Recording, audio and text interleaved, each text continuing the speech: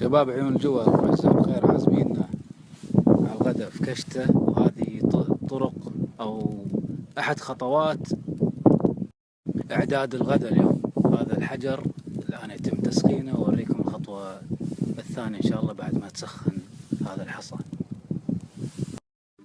بعد تسخين الحجر يتم إزالته داخل جدر الضغط.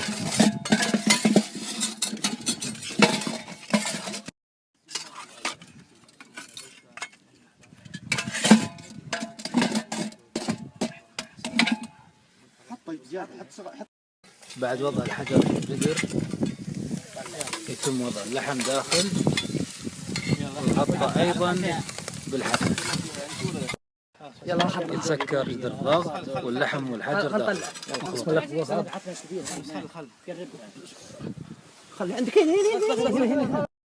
هذا اللحم يحط بالجدر الثاني فوق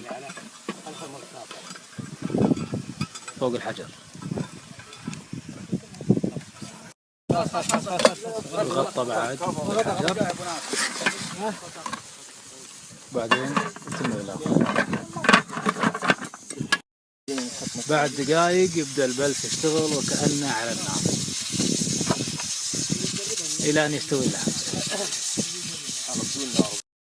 بعدين ينحط على شوية حجر عشان يكون ما تأثر برودة الرمل من تحت.